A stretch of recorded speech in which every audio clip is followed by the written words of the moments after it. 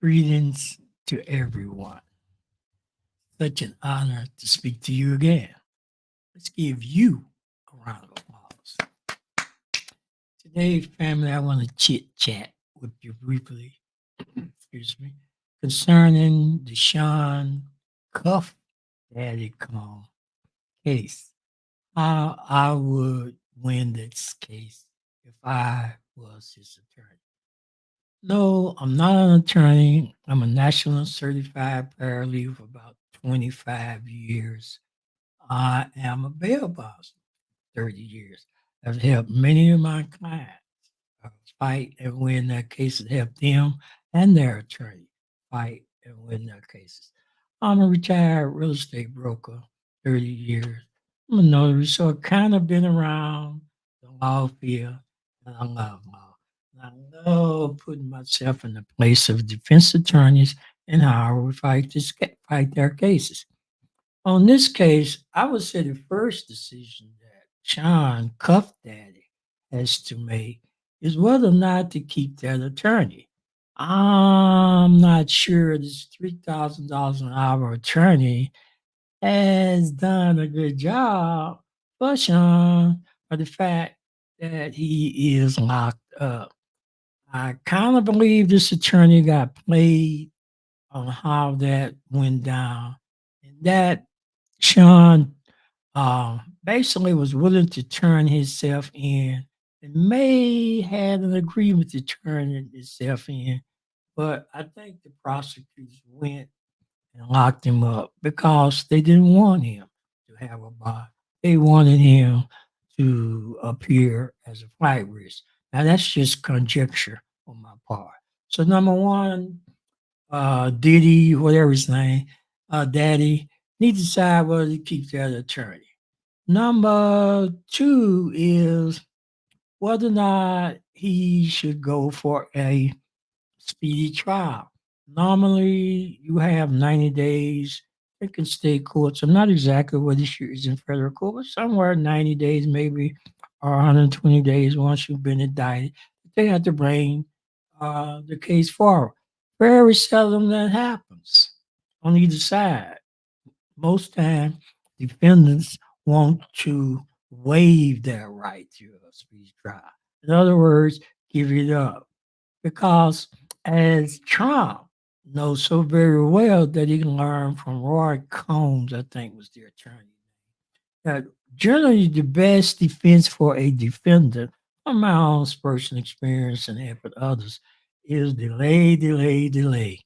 Maybe somebody will go away. Maybe some evidence will go away. The other thing, family, is what is this case really about? To me, this case is about that video.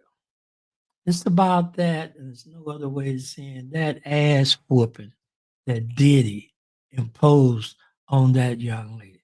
There is no defense for that. In fact, I think a clip of that was used to entice or encourage the judge to deny come a bond.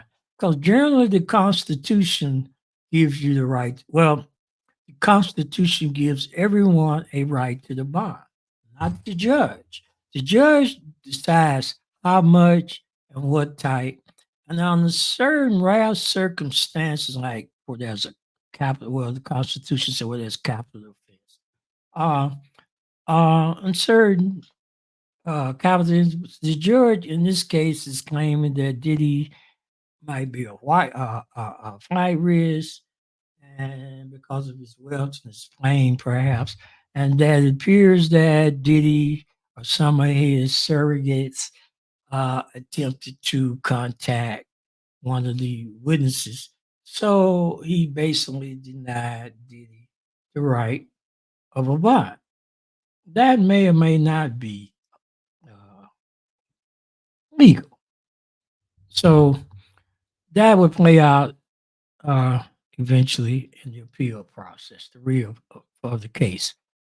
The other thing about this case, to me, my experience, is all about that video. It's It's all about that video.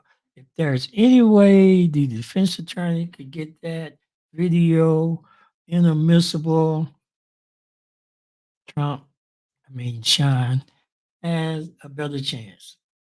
The other thing is how many victims in this case? I'm pretty sure the star victim or witness will be Cassie. I can't think of her first name right now. The young lady that allegedly on the call that he stopped. I don't know how many other victims there are, maybe one or two, because family, friends, loved ones. I don't see the sex workers as victims, the prostitutes as victims.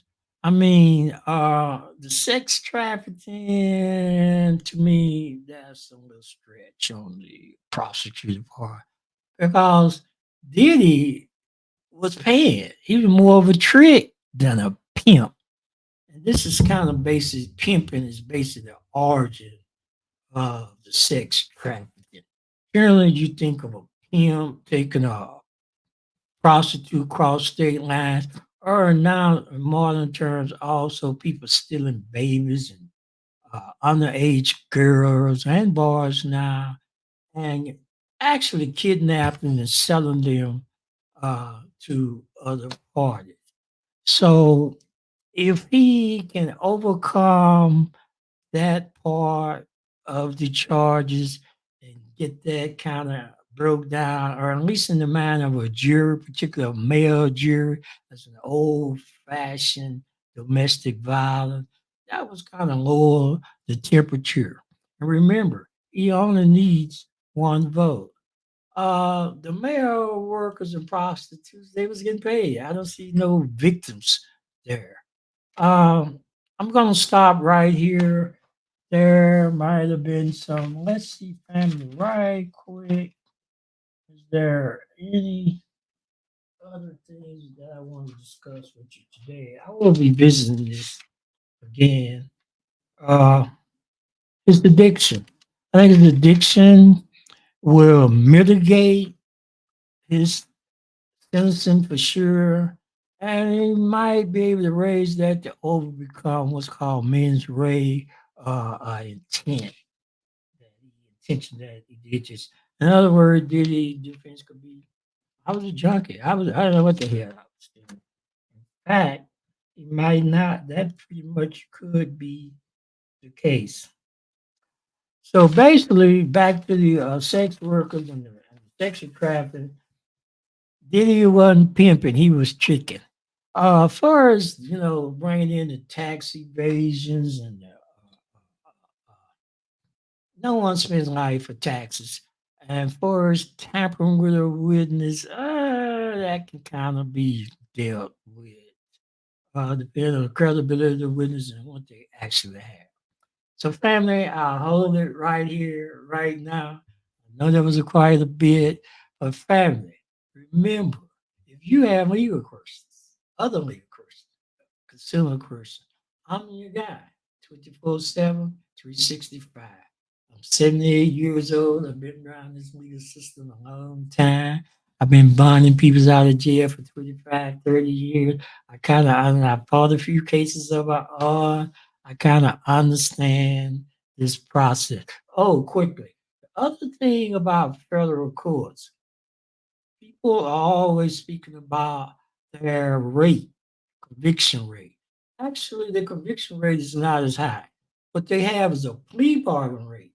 And the reason the federal government have such a great plea bargain rate, I think it's 95, 98%, because they don't rush into charging like states do. The state would charge you on the drop of a hat. Federal government takes it's nothing for the federal government to take years investigating and putting a case together. We kind of saw that with how long it took for them to charge Diddy as to when they originally searched his home.